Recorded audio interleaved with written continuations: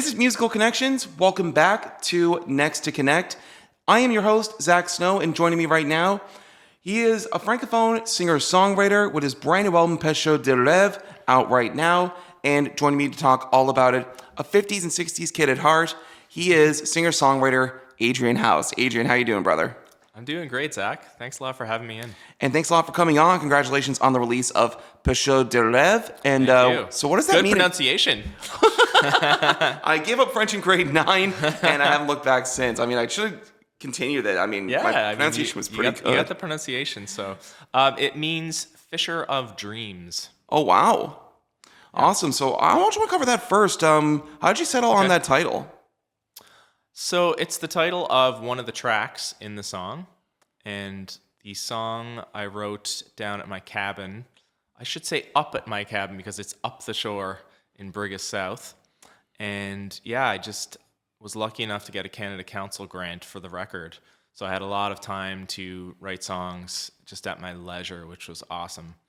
So I was just sitting in my cabin, just starting the process, and I looked out at the ocean, and I was like, what am I going to write about, you know? It's like sitting there, and I was like, well, maybe I'll write about the sea or something. And so my friend, fisherman from the town, Danny Hayes, I saw him coming in on his fishing boat. Well, I would often see him, and so I was sort of just inspired by that image and got me thinking a bit about him. And so I ended up writing a song about the fisherman, pretty much, and kind of about the resilience that you have to have, especially, you know, in Newfoundland, just going after the moratorium and all that, and just the people who are still at it, do you know what I mean, throughout all that stuff. I just thought it was an inspiring image of just human resilience in general.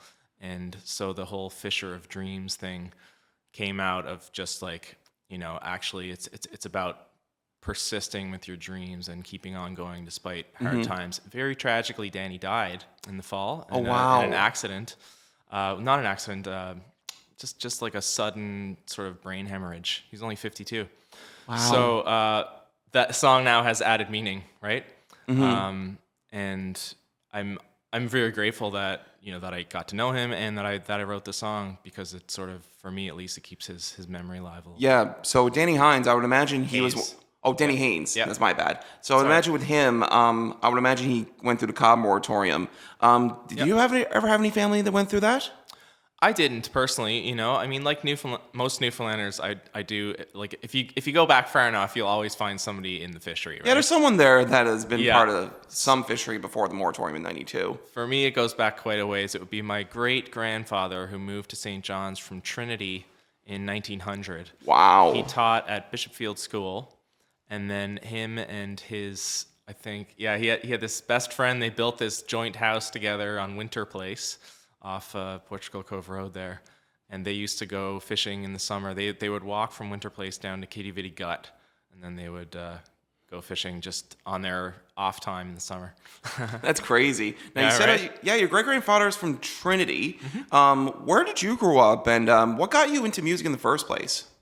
I grew up in town on Roach Street, so, you know, kind of East End, right near Rennie's River. Really beautiful place to grow up. Oh, so nice. I had, you know, lots of time to play by the river and lots of great friends in the neighborhood at Larch Park behind my house, so always playing tennis and messing around with my friends in the park.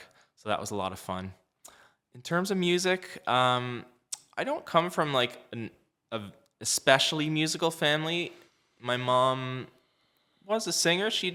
I found out later in life that my mom is from England originally. Oh, wow. And she actually was in a jazz trio. I only learned this not too long ago at Redding University. That's where she did her undergrad. That's crazy. So there's a little bit of tradition there. But yeah, I started, like most people, taking piano lessons when I was a kid. Eventually picked up the guitar, and then that was kind of what really clicked for me. Wonderful. Inspired by my brother, and then from there went on to, you know, my first professional gig was as a tour guide / entertainer on Maloney's Puffin and Whale tours in Bay Bulls. Wow. So what is Malone's Puffins and Whale tours now? Is that still on the go? It's not on the go anymore. No, I think it's been a few years since it's been on the go. So, but there's still O'Brien's and Gatheralls and stuff. Yeah, they probably have taken that role of, you know, the Puffins and Whale tours, O'Brien's and gatheralls, Puffin Yeah. Whale Watch. Exactly. But it was an interesting gig, and sometimes, my proficiency at performing could be dependent upon how rough the seas were. Do you know what I mean? Like, I just remember like swaying side to side and like, oh, is the microphone stand gonna fall down? Yeah, and especially on a windy day, and knowing the Yeah. weather in Newfoundland and Labrador, it can get windy in a heartbeat. But that got me like more into Newfoundland music, quite a bit. So it was a cool avenue. I think every single musical experience that you have can bring you something new, which I think is really cool, and that's why I enjoy exploring different styles and opening up to different experiences. So what Newfoundland music did you listen to growing up? Yeah, I mean, we had. I'm thinking about Harry Hibbs right now. Yeah, we definitely had several Harry Hibbs records, and I remember my dad saying, my parents lived in Calgary for a couple of years in the 70s. I remember Dad saying that they went to a party and then they put that Harry Hibbs record on, and then it just turned into a huge party. Yeah, and Like, people start getting homesick. Oh, yeah, and people were dancing and all that kind of stuff. So that's probably the main one that I can think of. And then I just remember in music, I went to Bishopfield Elementary, and then in music class, I remember doing kind of like choir versions of Newfoundland folk songs. Like I remember doing like Feller from Fortune and Eyes to Buy and a bunch of classic songs like that. But yeah, growing up, it was I say like Harry Hibbs was the main one. I sort of was slightly aware of Ron Hines, but we didn't have any records of him at the time. And that was the time when there was no like computer files or anything like that. So what you listened to was either records or tapes or what was on the radio. So that was pretty much it, or what you would hear among your friends or family or whatever. So very different than today, where you can just look up a song immediately on the computer. Yeah, the streaming services pretty much taken over that. But ironically enough, vinyl is coming back in a very big way. It outsold CDs for the first time since 1987. Oh, wow. That's amazing. Yeah, I'm super excited that I put out a vinyl record this time. It's with Pecheur De Reves? Yeah, I did. Yeah. Awesome. So really, really excited about that. That was, one of the nice things about having that, Canada Council grant. And Music NL did help me out too with a grant, so thanks to those guys very much. But yeah, to be able to put out a vinyl record is just awesome. Just to have that like physical thing, the big artwork and all that stuff. It's just a different experience listening to the music than it is, especially digitally. Yeah, and like it's never been easier to access your music, but it's never been harder. Especially like I find vinyl records like very, very amazing for the fact that like there are some songs that may not be on streaming services that can only get through a vinyl record. So that's why I love collecting vinyl records, and especially Newfoundland and Labrador vinyl records for the purpose of preservation. Yeah. Like, say, for example, one of the biggest examples for me is the Ryan's Fancy Carraz Minstrels, Rocks, and Whiskey record. Okay. There are songs that are only on that record that you wouldn't find on a streaming service. Wow. Yeah, that's true, because a lot of times, I guess for streaming, sometimes people would focus more on singles, so those more obscure album tracks might not find their way there. Yeah. But I just love the whole experience of listening to a vinyl record in terms of like taking it out of the cover, putting it on the turntable, lifting the needle, putting it on, hearing that scratchy sound, feeling the cover. For me, it's like a whole sensory experience. I'm very into mindfulness, and I've studied Buddhism a nice bit, and I really try to connect with the immediate things in my life, and I find that it's not the same experience if you're just streaming something at all. Mm-hmm. As useful as streaming is, it's excellent, I find, for discovering new music. But in terms of like really experiencing recorded music, just sitting down and putting a record on, it's like nothing can compare to that. Do you find it now is more of a single-based game rather than like, an album-based game? In terms of what kind of game it is, I don't really know. I just feel like I'm not in the game very much, or I don't exactly know how it works. Yeah, but do you find more people are releasing more singles these days and albums and focusing more on the singles versus, the whole album? To be honest, I probably, I'm not 100% sure. That seems to be the case. Yeah, I just feel like I'm not quite as connected to like exactly what is going on all the time around me in terms of the latest things. I really just do my own thing, I make the music that makes sense to me. I try to promote it in the best way that I can. So in terms of whether it's more singles based, that's a good question. Because people always put out singles. Even if you think back to the 60s and the 50s, like putting singles was a big deal back then. Yeah, because you had those small 45s you could put out. Yeah, exactly. So that was a huge thing back then. So whether it's a bigger thing now, I'm not the person to know. I guess. Yeah. You're just only putting out the music just to have fun and stuff. But I think it is more of a singles based game than an album based game. Okay. Yeah, I don't know. Yeah. That's just my 2 cents about it. Right. But of course, I mean, there was a time where big artists like Beyonce would drop a surprise album and everyone would just fawn over it. Right. But I think it's back to that singles based game now. I guess it depends maybe what we're comparing it with. Like maybe compared to the 90s, it's more singles based. Yeah. But like compared to the 60s, which is probably where I am more, inhabit more. I don't know, because especially if you think about the early 60s, I'm just randomly thinking about like the Shirelles or somebody like that, It's like all of their songs or singles, they didn't sit down and be like, let's make a Shirelles album. Do you know what I mean?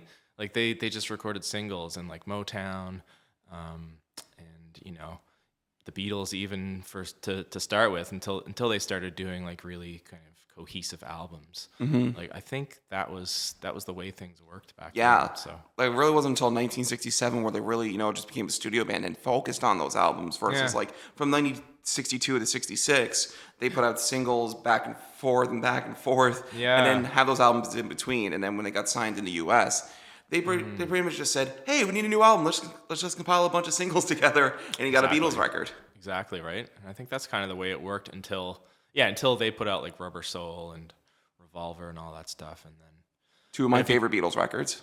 Me too. Yeah. Oh, no way! Oh yeah, my 2 favorites. Awesome. Sure. Yeah, big time. So, and then eventually it became more of like an artistic thing to like produce an album as like a unified work of art. Do you know what I mean? Mm-hmm. So, I don't know, but I mean, I guess we could talk about the history of music for ages. Oh yes, this is a whole nother podcast interview in itself, but I want to stick with the 50s and 60s for a moment. Yeah, because sure. It says on your profile on your website, adrianhouse.com, that you're heavily inspired by 50s and 60s music. Yeah. Now, about a few weeks ago, I was speaking with Mick Davis, and he told me that he was heavily inspired by Chuck Berry's Johnny B. Good, and then the Beatles' Twist and Shout, and then Please Please Me, which is his favorite Beatles record. Nice. Now, personally for me, I like the Rubber Soul and Revolver because they have a lot more creative freedom on those, whereas compared to Please Please Me, they wrote some songs, but they had a bunch of covers that they played in the clubs back in '62 when they were signed with Burt Camford. But those singles are, whew. Oh yeah, they're good, amazing. But 50s and 60s music is something that you're heavily inspired by. So, what are some of those artists from the 50s and 60s that really resonated with you? Yeah, well, I have very similar tastes in music to Mick, for sure. Yeah, we've talked about it at length before. So, when I was starting in music in St. John's, I was more focused on rock and roll. So I had a band called The Connections. We put out 1 album, 2013. Wow. So, and at that time, it was definitely like all the old rock and roll, like Chuck Berry, Little Richard, Elvis, Fats Domino, Jerry Lee Lewis, all that like real first wave rock and roll stuff from the 50s. Absolutely loved it. All the R&B stuff I loved as well, the Platters, Sam Cooke. Yeah, I love soul music, soul R&B music. So everything from the 50s, from the 60s, like all the Motown stuff, soul music, Otis Redding, Sam Cooke. I would say, and James Brown, like, in terms, if someone were to say, like, who's your favorite singer of all time, it would be Otis Redding. Oh, wow. In terms of just one singer, like, I just had this moment, I remember, I was living in Toronto for a while, and I was watching some kind of music program, and then there was, like, a live performance of Otis Redding at the Monterey Pop Festival. Wow. Singing, like, These Arms of Mine, I think, something like that. And then it just, oh, man, it just moved me so much. Do you know what I mean?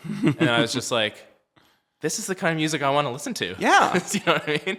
I was like, I listened to a lot of like kind of the modern pop music that was on the go at the time, like the Strokes and the White Stripes and all that stuff. It was like, that stuff is cool.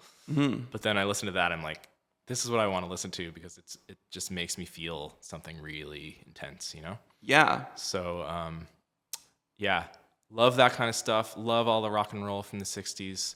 And that's what was kind of influencing me when I was doing more the rock and roll thing. So then I got more into the French music, back in 2016, 17 is when I started to get into it. Yeah, so tell me a little bit more about that. Right, yeah, and then some of the artists that really got me into that would be like Georges Brassens. He's kind of like the Bob Dylan of France. Oh, okay. Yeah. So he's like, mainly acoustic guitar, and he usually plays with an upright bass player.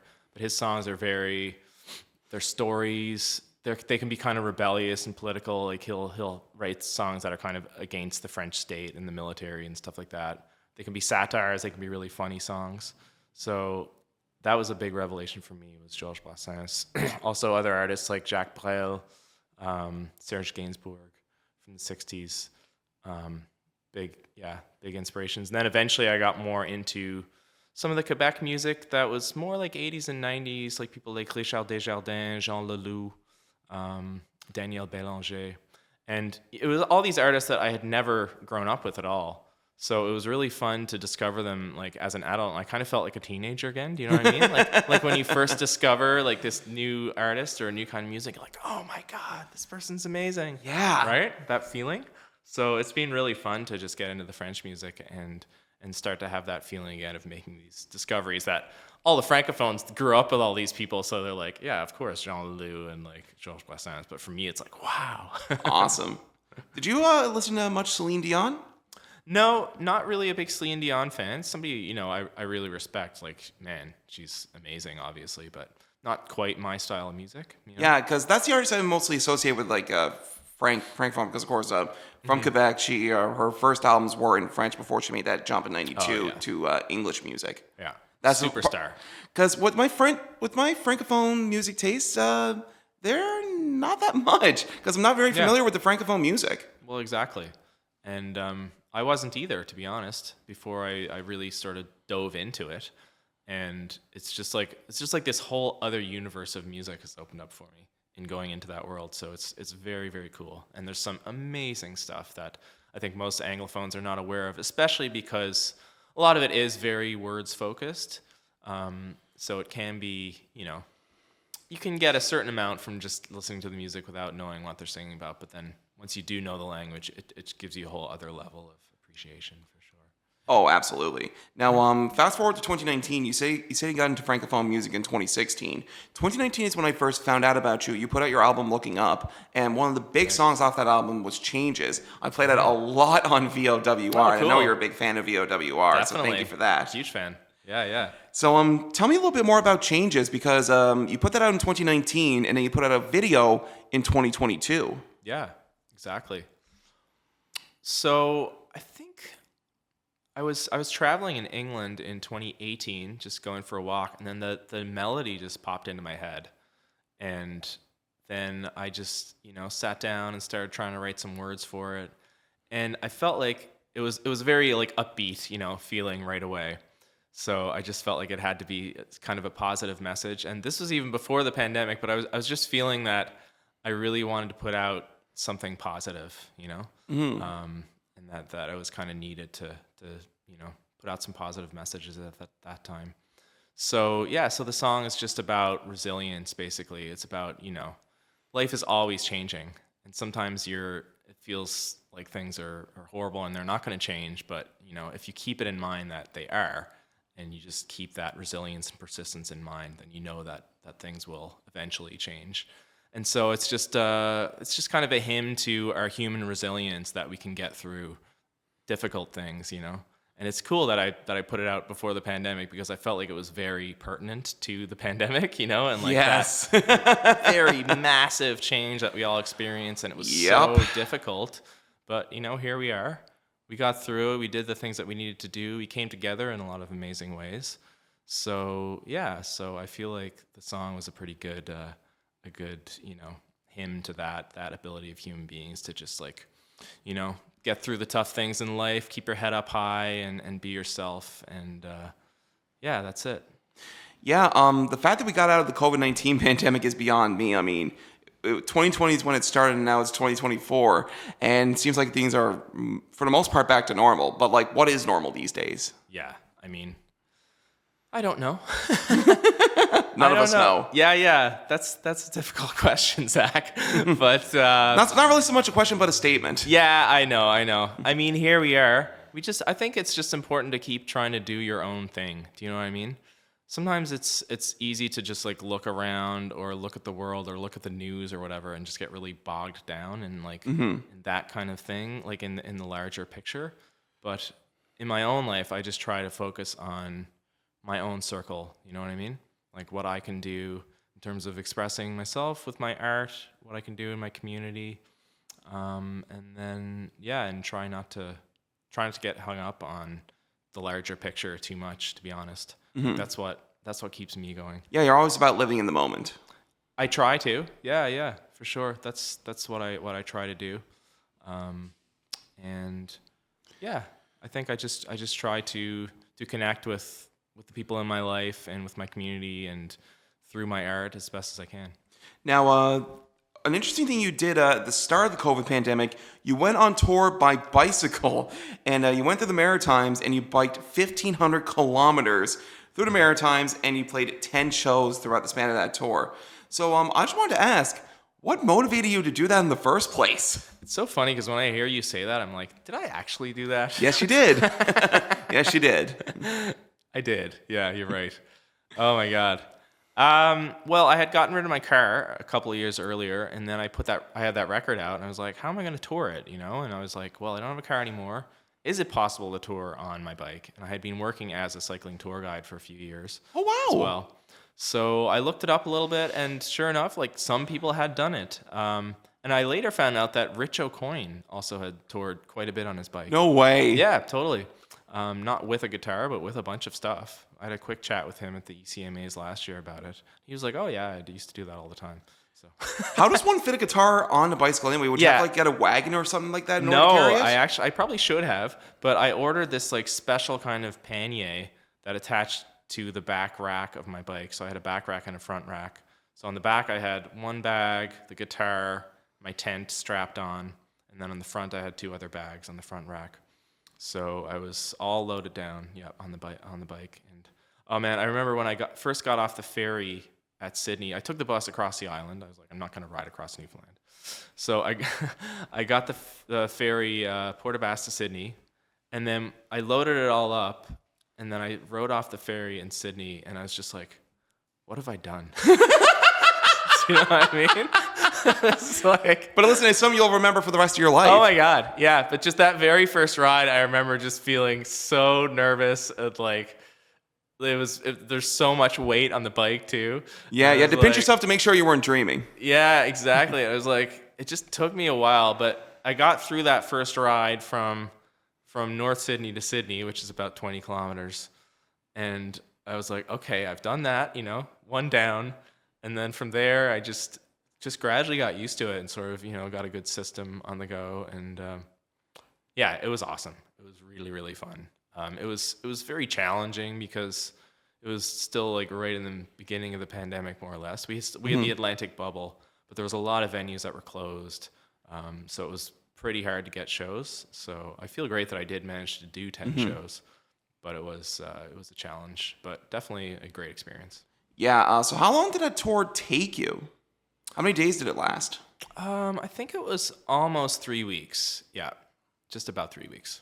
Cool. Yeah. Now, of course, one of the things that really inspired you back then was the 90s boom, like the 90s punk scene, hard rock scene.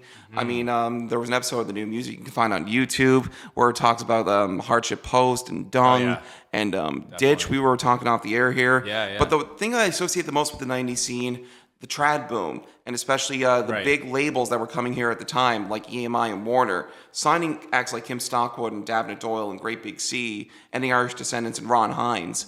But you're very familiar with the punk scene back then, the 90s. So what was so influential about the 90s music scene for you that really wanted you to pursue music even further? Yeah, it was such an exciting scene for me. So it wasn't even, we didn't call it punk at that time. It was more like grunge, I guess would be the best word for it, but it was more just like the alternative music scene in St. John's in the early 90s. I'm talking like probably between like 1991 and 1994 was like was kind of my like coming of age teenage years, you know? And I don't know, I was just feeling like an awkward teenager, like just not really feeling like I fit in at all. Do you know what I mean? Mm-hmm. And I just remember turning on the TV and on Much Music and seeing Smells Like Teen Spirit, the video for that for the first time. And that changed my life. Honestly, in that moment, it was just... I mean, it changed a lot of kids' lives that Oh, day. yeah. But just the way that Kurt Cobain looked and just the music, the screaming, like everyone jumping around, they all like just looked like they were... Having a good time. Yeah. People had their hair dyed, and I was like, wow, you know, it was like just kind of blew my mind. And then I very quickly discovered that there was a whole scene of that music in St. John's, and like, you know, people... We used to just call each other freaks, or we would get called freaks by everyone else. So it was definitely not everybody who was like wearing Doc Martens and flannel and growing their hair long. Like it was still like just sort of a fringe thing, but it was a very cohesive scene. And the cool thing back then was that all these bands, like awesome bands like Hardship Post and Potbelly and Bung and the Liz Band, they would all play all these all ages shows like all the time. So like they were the biggest rock bands in town, but they would constantly play all ages shows. There was one probably every couple of weeks, or at least once a month, as I remember. And so we would go to them. It was mainly at the LSPU Hall or at this bar called The Loft, which was in Haymarket Square back in the day on Duckworth Street. And it would just be such an amazing scene. It would just, you know, everyone would be like moshing, but just in a really fun way, diving off the stage, and just great, really exciting rock music. So that was my scene. That was what really got me into music, I think. It was like, and just watching those bands on stage and being like, wow, that's what I want to do, you know. Sure. I think I may have said dong instead of bong. Oh, yeah. I think I may have said That's great. They'd probably love that. Yeah, but there's probably a band out now called Dong Anyway. I'm sure there is. Yeah. Anyways, they were a really, really exciting band. I think out of those bands, Hardship Post was probably my favorite. You know, they went on to a bit of bigger success. They signed with Sub Pop and moved to Halifax and all that kind of stuff. They were definitely one of my favorite. We talked about Ditch earlier too. Ditch was kind of like this mystery band for me because I hadn't seen them, but everyone had these Ditch T-shirts on in St. John's. Yes. Everyone would hang, like all the like freaks and skaters and stuff would hang out around the War Memorial. Also at Richie Perez's mom's cafe, she had this place called the Coca Manga. Oh wow! Which was like a Filipino cafe, and we would all the like freaky kids would hang out in there. You know, drink coffee and smoke cigarettes back in the day when you were allowed to smoke inside. And it was just a super cool scene. But yeah, I just, one of the shows that really stands out for me is seeing Ditch play at Bishop's College, and they were just such an exciting, cool band. There's so much cool stuff going on back then. So back then too, like as I said before, a lot of the major labels like an EMI and a Warner would come here and sign big bands out of there. And there's also, like you said, Ditch got signed, or Hardship Post got signed to Sub Pop Records. Hardship Post got signed to Sub Pop. That was after they moved to Halifax. So, the bands you're talking about, like a bit later in the 90s, like Great Big Sea and Irish Descendants, I definitely got into those guys a bit later for sure. And that was a really exciting scene as well. That sort of like, it was almost like this Newfoundland cultural renaissance a little bit, right? Which was kind of ironic, perhaps, because, you know, it was kind of happened after the COD moratorium when it was like such a difficult time for Newfoundland. But at the same time, there's all this amazing music coming out in all sorts of different genres. So yeah, it was a super great period for music in St. John's. Now, of course, you don't see many artists these days sign with major labels. I mean, there's these small labels out there like the Hurricane Musics and Silly Cove Records, Laughing Heart and Milltown of the world. But do you find these days the music scene here in St. John's, and especially Newfoundland and Labrador, is more independent-based rather than major label-based? It seems that way, doesn't it? Yeah, it seems like that's most people are just putting out their own thing. So, you know, which is great, but it's also quite hard to put music out on your own. So it's very cool that I don't know if you've talked to Etienne Beaulieu before. I haven't yet. That's something I gotta get on the podcast. Yeah. So he's just starting up a Francophone label for Newfoundland. So we're in talks about working together, in the next couple of months once my, next launch show is done and all that stuff. So that's going to be really cool to have somebody who can help artists who are singing in French and help them with all the promotion and distribution and all that kind of stuff that, just making music and writing songs and playing shows is a pretty big job in itself. But then to add the whole other, promotion and production of CDs and all that stuff on top of it is a lot of work. So it's kind of a mixed bag. I think it's like excellent that there are so many independent artists, but it can be tough as well to have to do everything on your own. Yeah, absolutely. Like do the press on your own, send it to radio stations on your own. I mean, just sometimes with like dealing with artists like that are trying to do stuff on their own, it is pretty tough. Yeah, for sure. Yeah, I find that. You have to really love it to be willing to put the amount of work into it that it entails, for sure. So, but that just seems to be, like you said, the way it is right now. So, and sticking with St. John's music scene for a minute, how do you feel about the Francophone music scene here in St. John's, and especially in Newfoundland? What do you feel about that? I find it super exciting, actually. Like, there's a lot of stuff on the go that even a few years ago just wasn't really happening. In terms of like people writing songs and putting out new music, I think it's great. You mentioned that I'd been to the Granby festival, and I was also at the Gala de la Chanson de Caraquette in New Brunswick there a couple of years ago. And now there's another Newfoundlander, Laura Helen Penny, who's got a song in the Gala de la Chanson finals too. So that's super cool, There's Liz Fagan, who just put out an EP with several French songs on it. There's Louise Gauthier, put out a full album of Francophone music last year. And there's a bunch of other artists. Paul Poutine, amazing. They're phenomenal. So there's like a whole scene on the go now, which is super exciting. And I don't think it was really on the go as much like 5 or 6 years ago. So it seems like there's some really good stuff happening in the Francophone scene here. And actually tomorrow night we're gonna have at the ship there's gonna be kind of basically a celebration of the Francophone scene here in St. John's at the ship. So for the Fête de la Saint-Jean. So there's definitely lots of cool stuff happening. Awesome. By the time that this airs, you would have already had that. But like, yes, totally. At the same time, I realized that after I said it. no, but at the same time as well, it's great to see that a bunch of Francophone artists are coming together and really celebrating what's really starting to become a very vibrant scene for the Francophone music community here in St. John's, and especially here in the province. It's cool. It's really cool. And I shouldn't neglect, the scene on the West Coast with the Port-au-Port, with like Les Frères Félix and T-Jardin, all the traditional stuff from which was really the heart of like the francophonie in Newfoundland, is the Port-au-Port, where Émile Benoit came from, and so there's so much. And I think even though Newfoundland is the most Anglophone province in Canada, which is true, but even so, Francophone music is really important to our traditions, So, I mean, I just spoke about Émile Benoit, but even if you listen to like Anita Best and Pamela Morgan, like they're always throwing in a couple of French songs here and there, and it's French and France and Acadie have such a long history in Newfoundland, so I think it's really important to keep that alive and to celebrate it.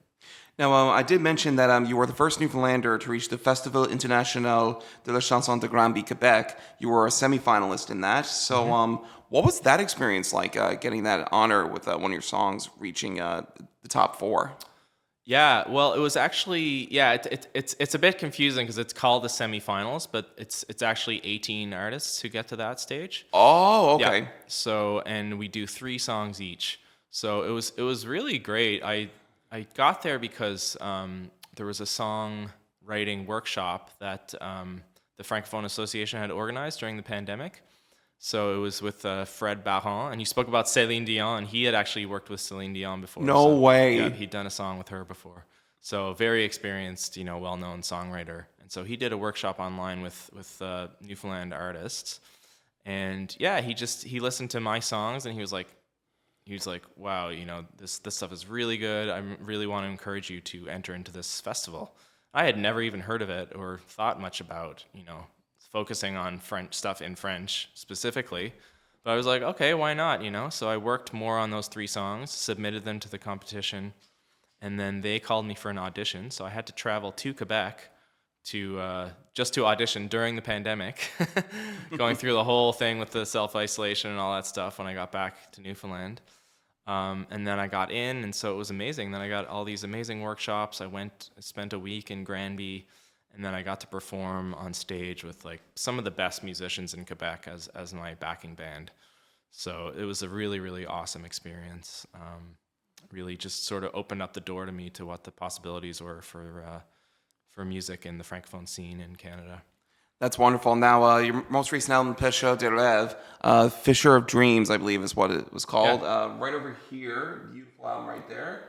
And here's the track list right behind there. So you worked on this with Christian Leslie. Yeah. So tell me a little bit more about Pecheur De Reves and the recording of this record. Yeah, sure.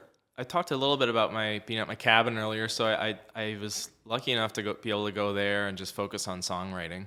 So I was able to write, I think I wrote maybe 5 brand new songs, and then I worked over like 5 or 6 older ones too. So that was an excellent opportunity to be able to focus on the songs. And then finally, when they were all ready, I just sort of worked out some arrangements on my own. And then, I've got this amazing band, so super, super lucky to have those guys to work with. And we rehearsed, and then eventually, had some conversations with Christian, and Lab of Chaos is the name of his studios over there in Kilbride in his basement, which it's funnily enough, it's where I recorded my rock band album way back in 2013. Wow. So it was cool to go back there like 10 years later with That's like crazy. A completely different project, Yeah, because the last 2 you worked on with, I believe, Jake Nickel? That's right. Yeah. And Jake is amazing too, and it's fun to work with some different people, who have some different approaches and stuff like that, or different ideas. So, but Christian's fantastic to work with, very laid back, really knows his stuff, is open to trying out some different things in terms of sound, and very supportive, and co-produced the record with me as well. So it was a fantastic experience, and just the musicians that I work with, like I can't say enough about how amazing those guys were. Like I had Darren Booby Brown on guitar. I had Frank Fusari on bass. Very lucky to have him. He's been the principal bassist in the symphony orchestra for about 20 years. Yes, boy. Yeah, but he's also like a fantastic electric bass player. He plays with Spirit of Newfoundland as well too. That's crazy. Yeah. Then I've got Ryan Kennedy, excellent keyboardist, who also play with Natasha Blackwood on her recent album. And then Etienne Beaulieu played drums on the record, which was great. And then a bunch of other special guests, like Colleen Power does amazing backing vocals. It was really fun to have Colleen too, because she was one of the first people from Newfoundland, like an Anglophone, to do an original record of French songs. Right? Yeah, because it would have been foreign back at that time, but Colleen really opened the doors for Francophone music Colleen, here in this province. Mary Barry as well, and a few other people. But and she's just such a fantastic artist, so it's super, super fun to work with her, and she'll be with me at the show on Sunday as well, so that'll be great. So you also redid one of your songs that you had on Looking Up, which was Babette. Yes. So if you have a favorite song on this album, what would that be and why? Oh no, it's so hard. I love asking these questions because it makes you think. Yeah, exactly. I think probably you asked me this question on a different day, I'll probably pick a different song, but right now I'm going to pick Les Muses, the Muses. So, that's the song that was a really, I really worked hard on. In terms of the writing, it was just a really challenging one to write. It was kind of like an irregular rhyme scheme. It's kind of like A, B, B, A, which is a bit of an irregular kind of way to write a song. And I kind of wanted to challenge myself to adjust the structure, like my normal rhyme scheme. Because Fred actually talked about how it's good sometimes if you discover you've got certain habits in songwriting to try to break them and try to do something new. So I was like, okay, I'm going to try this different rhyme scheme. And that, I feel like that gave me a different feel for the song. The song is about inspiration and where it comes from and how it's often really kind of elusive and it's hard to find, you know? Like if you just sit down there and you write a song, sometimes it'll come to you, but a lot of times it's just the inspiration's not coming. And I talk about, in the song I said, le plus qu'on les chasse, le plus qu'elles ne viennent jamais, which means like talking about the muses, like the more you chase them, the less chance you'll have of finding them. So sometimes to get inspired, you have to just relax and let it come to you. Do you know what I mean? Instead of forcing it. Yeah. So there's a little. I guess the song is about letting go in some degree, and letting inspiration come to you. And then I really like the arrangements. I really like the piano licks that are in there are really beautiful. The drum beat is really nice. Colleen's harmonies are really, really great. It's kind of got like a dreamlike quality. And I talked about an artist named Daniel Bélanger earlier, and I feel like some of his stuff is kind of in that same vein. So yeah, I'm really proud of the song. Now, you talk about inspiration as, you know, the main inspiration for the song. You said le muse, which is the musings. Where do you get most of your inspiration from when you write your songs? That's a good question. I think it's just about, the people in my life, and it's about feelings I have as well, you know? For example, the song Nulle Part, which was the first single I put out on the record, and it means nowhere, and it's just about a feeling of going nowhere. And that's just a feeling that I had when I wrote the song, you know? I was just feeling really frustrated about where I was in my life. I was like, man, what am I doing? Like, I feel like I'm going nowhere. Like, I suck. You know? You don't suck, Adrian. Well, I mean, thank you. But we all have those feelings. Do you know what I mean? Of like when you get in that tough spot in life. Oh yeah, absolutely. Right? And 100%. you just feel so frustrated, and it was so cathartic to write that song. Like it felt so good just to honestly express like, man, I feel like crap. I feel like I'm going nowhere. And it was like there's kind of an anger to the song. Like it's pretty it's probably the most rock and roll song on the record.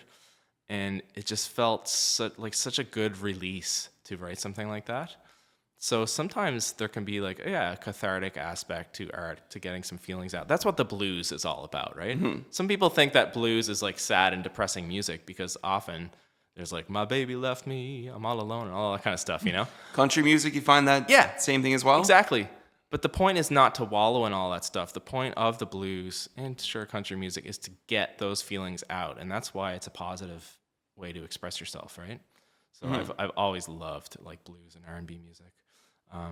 So that's a bit what sometimes some of my songs are about. Sometimes they're inspired by people in my life, like the song Giselle, number 3 on there was inspired by just a few really like quirky and wonderful gals that I've known over the years.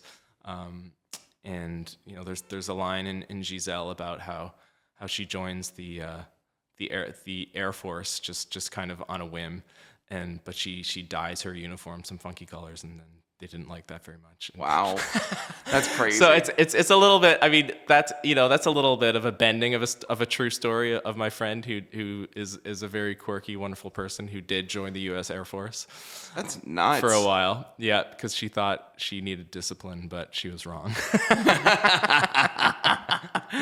That's insane. She did not fit into that, but I love her so much, and it's kind of like a celebration of her and a couple of other people, and people who I guess don't fit into the mold of like what we consider to be normal, you know?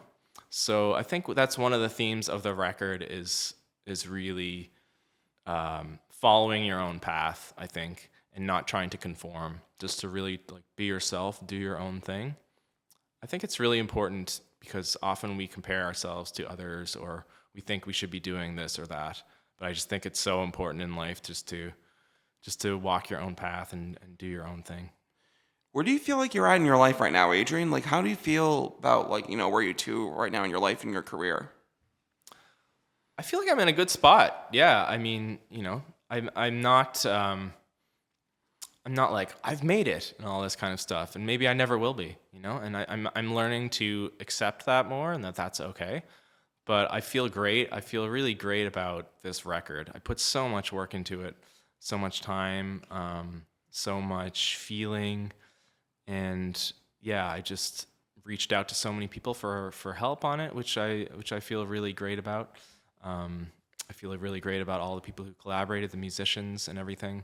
And so I feel like I've made